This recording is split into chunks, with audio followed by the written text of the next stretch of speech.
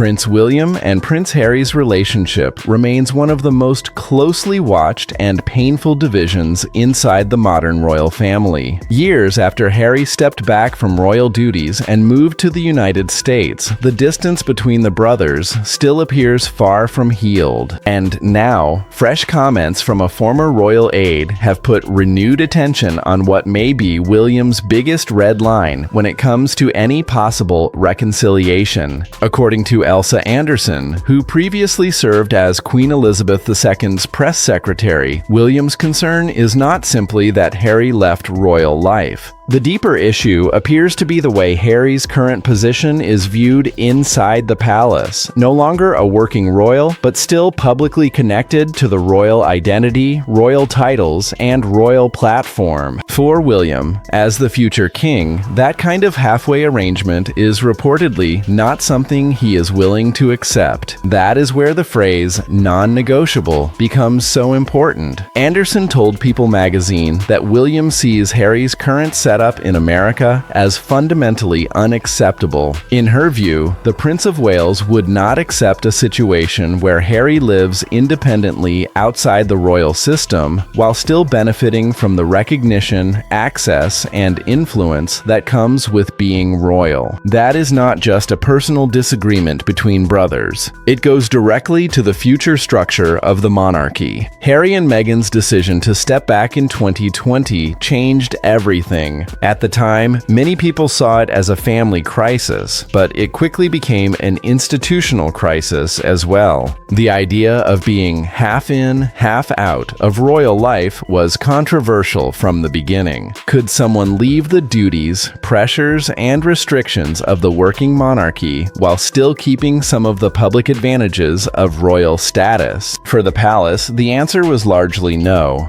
For William, that position now appears even firmer. The tension is especially sharp because William is not just Harry's older brother. He is the heir to the throne. His decisions and views are shaped not only by personal hurt, but by the responsibility he carries for the monarchy's future. From his perspective, the royal family cannot operate on unclear terms. Either someone is inside the working institution, following its rules and serving the crown, or they are outside it, building a private life independently. The gray area in between is what appears to bother him most. Harry, however, sees the situation differently. During a surprise visit to Ukraine last month, he was asked about claims that he is now a non-working royal after leaving Britain and becoming financially independent in the United States. His response was direct. He said he would always be part of the royal family and described himself as still working, doing the things he believes he was born to do.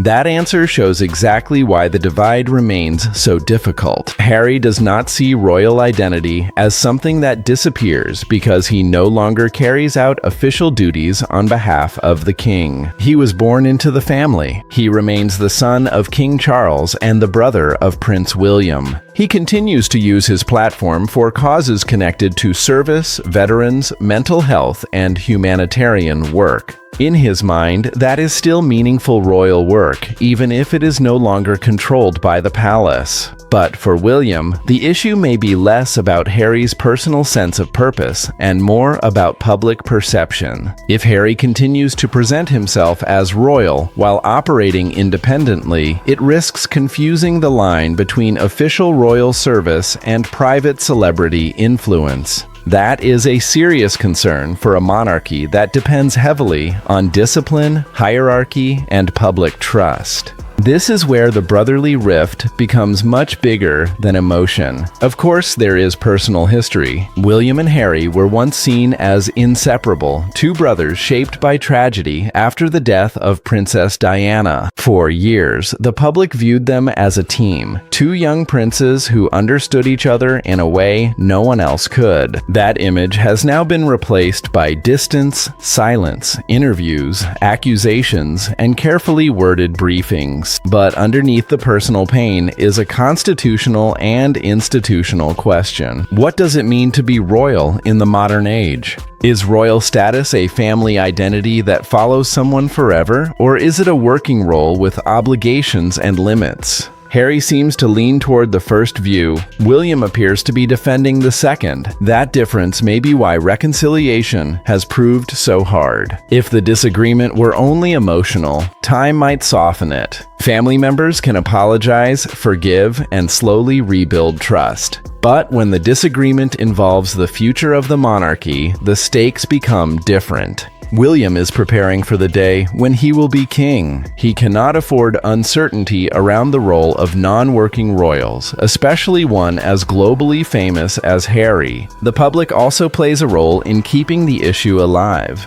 Every time Harry speaks, travels, or appears at an event, royal watchers ask whether he is acting as a private citizen, a prince, or something in between. Every time William avoids him or appears distant, people ask whether the brothers will ever repair their bond. The result is a permanent cycle of speculation. Harry's move to America was supposed to offer freedom. In many ways, it did. He and Meghan gained control over their work, finances, media projects, and public messaging. They built a life outside the direct control of the palace. But that freedom came at a cost. The relationship with William collapsed further, trust with the institution weakened, and the question of their royal status became a constant controversy. From William's side, there may also be frustration over what some inside royal circles see as a contradiction. Harry stepped away from the duties, but the royal connection remains central to his public identity. His interviews, books, documentaries, and public appearances are often understood through the lens of his royal background. Even when he is doing charitable or humanitarian work, the title follows him. That is the part William reportedly cannot accept. To supporters of Harry, that criticism may seem unfair. They would argue that he cannot erase who he is. He did not choose to be born royal, and he should not have to pretend otherwise simply because he left formal duties. They may also point out that he continues to support causes he has cared about for years, especially through the Invictus Games and work connected to veterans. From that perspective, Harry is still serving, just in a different way. But to William and those close to the monarchy, the problem is structure. The crown survives by making clear distinctions. Working royals represent the monarch. Private family members do not. If those lines blur, it becomes harder for the public to understand who speaks for the institution and who speaks only for themselves. That is why William's reported red line is so important. It also explains why the rift has not been solved by simple family gestures. Occasional meetings, brief conversations, or shared public events cannot fix the central issue if the brothers still disagree about Harry's role. William may be willing one day to rebuild some private relationship with Harry, but accepting Harry's current public arrangement appears to be another matter entirely. King Charles is in a different position. As father, he may want peace between his sons. As monarch, he also has to protect the institution. That balancing act is extremely difficult. Charles has faced health concerns, major royal transitions, and ongoing public pressure. The last thing the monarchy needs is continued family division, but the issue is not easy to resolve without one side making a major concession, and right now, neither side appears ready to move. Harry continues to insist that he remains part of the royal family and still sees his work as connected to the role he was born into. William, according to Anderson's comments, remains unwilling to accept a model where Harry keeps royal association while living outside the working royal system. That is the deadlock.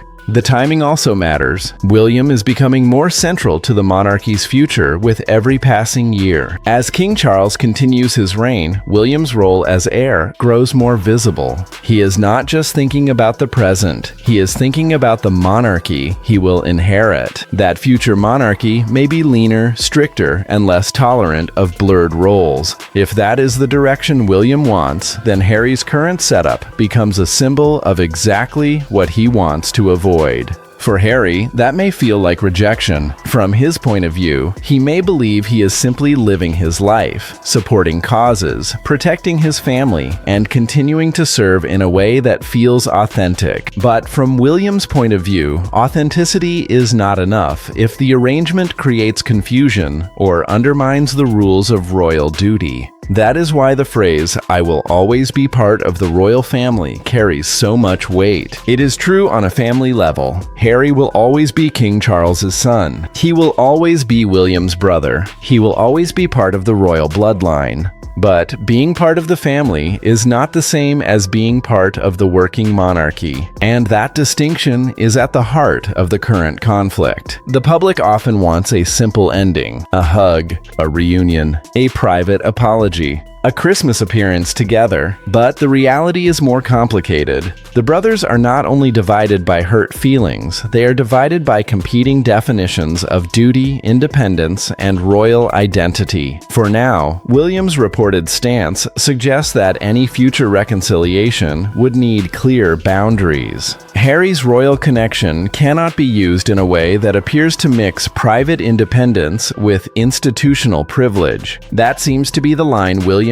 will not cross. Whether Harry is willing to adjust his public position is another question entirely. What makes the situation so sad is how far the brothers have drifted from the image the world once knew. William and Harry were once seen as the emotional core of the younger royal family, bonded by loss and shared history. Now, they appear to represent two very different futures. William stands for continuity, discipline, and the traditional demands of monarchy. Harry stands for independence, personal truth, and a life beyond palace control. Neither position is simple. Both come with costs. William's path requires sacrifice, restraint, and loyalty to an institution that often demands personal feelings be pushed aside. Harry's path offers freedom, but also constant scrutiny and a complicated relationship with the family identity he can never fully leave behind. That is why this rift continues to fascinate people around the world. It is not just royal gossip. It is a clash between family and institution, tradition and independence, duty and personal freedom. And at the center of it are two brothers who once seemed inseparable, but now appear to be standing on opposite sides of a line neither wants to cross. As of now, that line remains firmly in place. Prince Harry says he will always be part of the royal family and continues to describe his work as meaningful and connected to his purpose. Prince William, according to those familiar with the royal world, sees Harry's current America-based arrangement as unacceptable and non-negotiable. Until that fundamental disagreement changes, the chances of a true public reconciliation remain uncertain. The brothers may one day find a way to speak privately as family, but when it comes to Harry's role, status, and use of royal identity outside the working monarchy, William's position appears clear. For the future king, some boundaries are not open for debate.